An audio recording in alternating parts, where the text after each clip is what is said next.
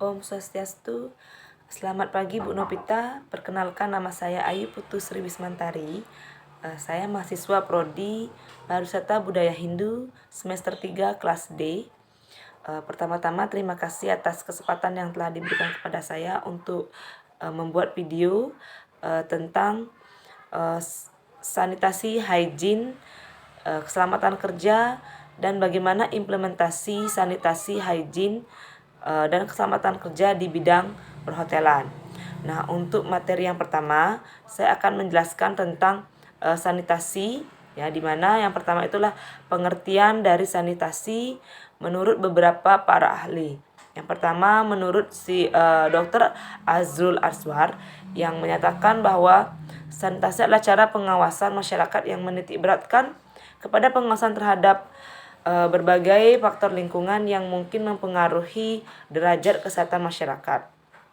Dan menurut Lierstein, ya, prevention of disease by eliminating or controlling the environmental factor which from links in the chains of transmission.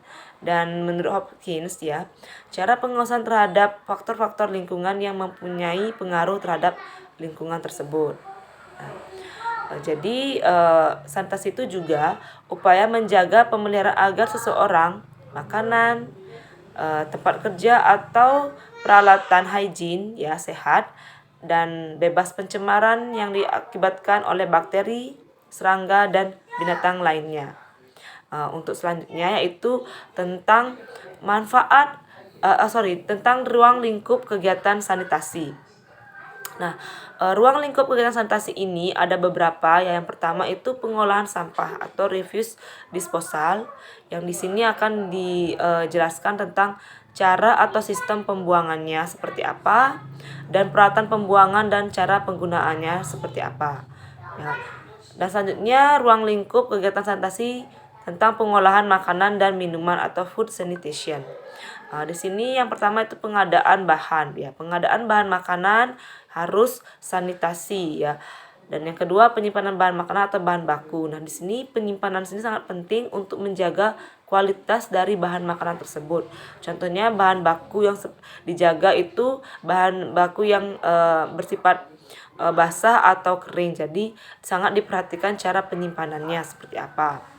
Dan selanjutnya pengolahan makanan, ya. Saat mengolah makanan harus sanitasi, terutama pada makanan itu diolah di dapur, contohnya di dapur. Jadi harus menjaga sanitasi di lingkungan dapur tersebut.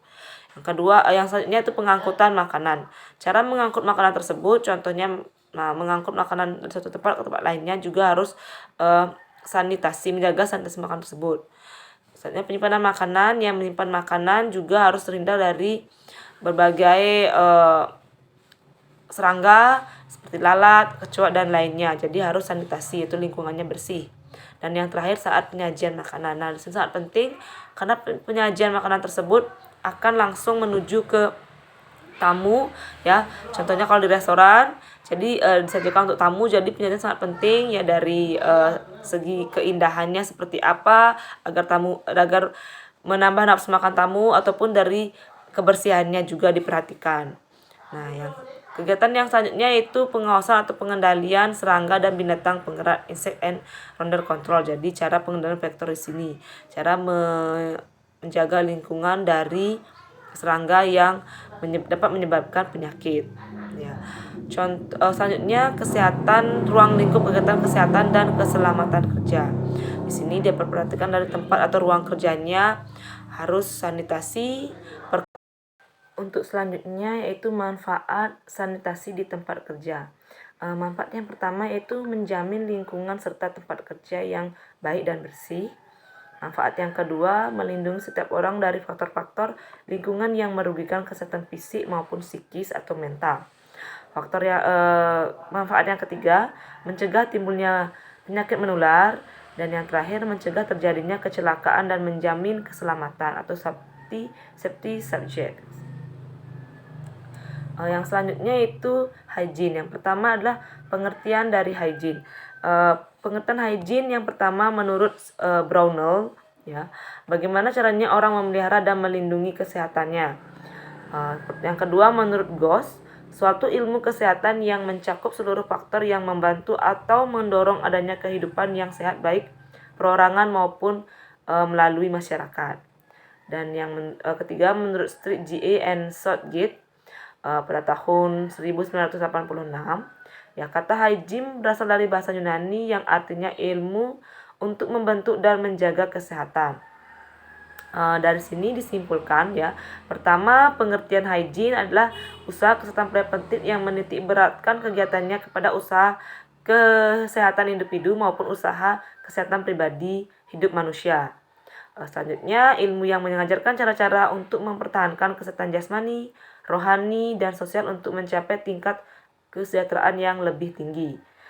Hygiene juga keadaan di mana seseorang, makanan, tempat kerja, atau peralatan aman, sehat, dan bebas pencemaran yang diakibatkan oleh bakteri, serangga, atau binatang lainnya. Selanjutnya adalah personal hygiene, ya, atau hygiene dibagi menjadi dua, personal hygiene dan environment hygiene. Ya, personal hygiene itu salah satu kemampuan dasar manusia dalam memenuhi kebutuhannya guna mempertahankan kehidupannya, kesehatan, dan kesejahteraan sesuai dengan kondisi kesehatannya. Ya, seseorang dinyatakan terganggu keperawatan dirinya jika tidak dapat melakukan perawatan diri menurut Debkes 2000. Dan environment hygiene atau segala sesuatu yang ada di sekitar kita dan berhubungan timbal balik yang memberikan pengaruh besar terhadap kesehatan dan kebersihan kita.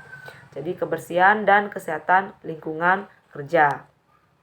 Untuk selanjutnya saya akan menjelaskan tentang personal hygiene. Ya, personal hygiene sama dengan grooming, ya. Grooming itu sangat penting untuk seseorang dinyatakan bersih. Dari personal hygiene seperti apa. Yang pertama, kebersihan dan kesehatan diri atau personal care and hygiene, ya, dijaga dengan sikap dan pola pikir harus positif, rajin berolahraga dan konsumsi makanan dan minuman yang sehat, menjaga lingkungan dan kebersihan tubuh, menjaga kebersihan tubuh seperti mandi 2 kali sehari, rajin menggosok gigi, keramas, ya, membersihkan dari ujung rambut sampai ujung kaki, ya, tidak mengkonsumsi obat-obatan terlarang. Dan selanjutnya tata busana atau dress code-nya, pakaian harus bersih dan rapi, ya. Roknya bagi perempuan harus sesuai dengan etika dan kesopanan juga saat berpakaian, dan laki-laki juga harus sesuai dengan etika dan kesopanan saat berpakaian. Tata rias wajah dan rambut atau make up and hairdo, ya, ini sangat penting, ya. Jika contoh seorang resepsionis, ya, itu sangat atau kesan pertama tamu tak sampai di hotel akan disambut oleh seorang resepsionis harus menjaga make up dan hairdo-nya. Make up yang simple namun terlihat bagus, dan hairdo-nya juga rapi, ya, sesuai dengan standar. Ya, make up-nya harus sederhana dan sesuaikan serasi dengan pakaian uniform yang dikenakan. Jadi jika rambut yang panjang, perempuan harus menggunakan hairnet, ya, laki-laki rambutnya harus pendek dan rapi pastinya. Selanjutnya, menggunakan perhiasan atau aksesoris, ya, tidak menggunakan aksesoris yang berlebihan, ya, kalau saat bekerja. Biasanya diperbolehkan menggunakan cincin pernikahan, ya, dan tidak menggunakan cincin yang lainnya atau terlalu banyak perhiasan. Manfaat hygiene di tempat kerja, yang pertama itu hidup lebih disiplin dalam kerja dan hasilnya maksimal, selalu menjaga kebersihan diri dan lingkungan, hidup sehat dan lebih percaya diri, hidup penuh arti untuk orang lain dan membuat nyaman dan aman diri sendiri dan tentunya orang lain juga.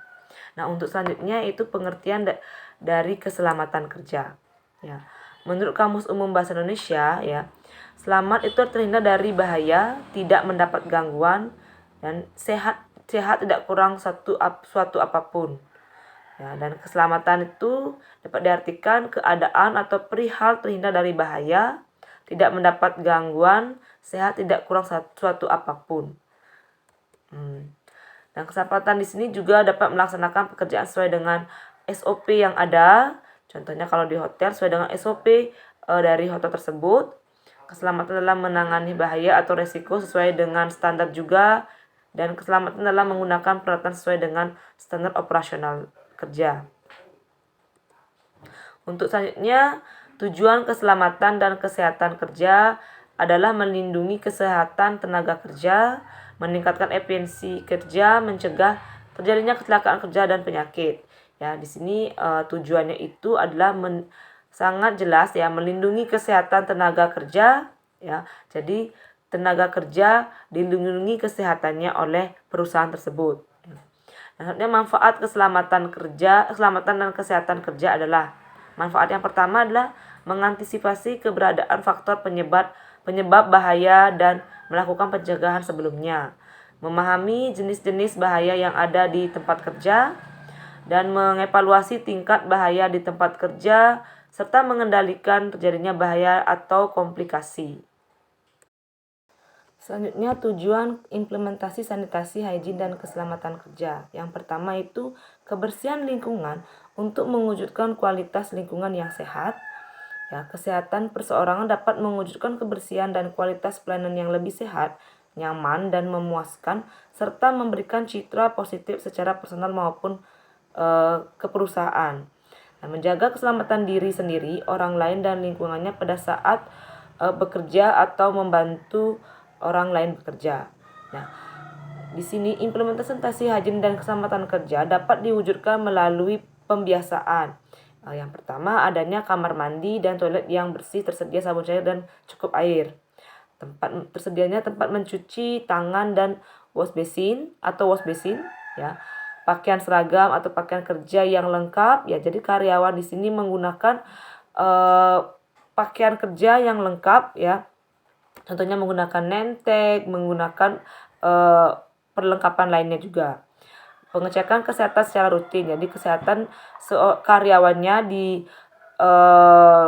cek atau secara rutin, secara berkala, mungkin 6 bulan sekali ataupun 1 tahun sekali. Ya, penyediaan makanan yang sehat dan bergizi. Jadi disediakan makanan sehat dan bergizi. Contoh kalau di hotel mungkin saat makan siang biasanya karyawan mendapatkan makan siang di hotel, jadi disediakan makanan yang sehat dan bergizi untuk karyawannya. Selanjutnya pelaksanaan SOP dalam bekerja dengan benar dan disiplin. Jadi setiap karyawan di sini mematuhi SOP yang ada di hotel ya secara benar dan disiplin. Selanjutnya penggunaan alat pelindung diri yang sesuai atau mengurangi resiko bahaya. Nah, di sini biasanya penggunaan alat pelindung diri di sini terkadang diabaikan. Namun untuk saat ini, apalagi di masa pandemi seperti ini, sangat penting menggunakan alat pelindung diri. Contohnya, seorang resepsionis harus menggunakan masker dan face shield saat menghandle tamu check-in. Ya, tidak hanya di resepsi, tapi semua orang juga harus menggunakan alat pelindung diri seperti masker untuk saat pandemi ini.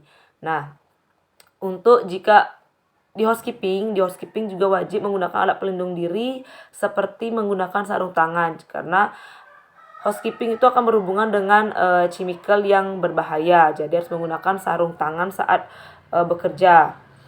Selanjutnya menggunakan alat pelindung pada kaki juga ya, menggunakan satu boot jika membersihkan lantai yang licin ya. Nah, jadi semua ini ya, implementasi ini akan berhasil atau dapat diwujudkan melalui pembiasaan. Jadi harus karyawan maupun staf ya dimanapun di hotel ataupun tempat lain harus membiasakan menerapkan sanitasi, hygiene, dan keselamatan kerja. Baik, hanya itu yang saya bisa sampaikan. Jika ada kata-kata saya yang salah atau penjelasan saya yang kurang, saya mohon maaf. Dan sekali lagi saya ucapkan terima kasih atas perhatiannya. Saya tutup dengan mengaturkan Parama Santi. Om Santi Santi Santi Om. Terima kasih.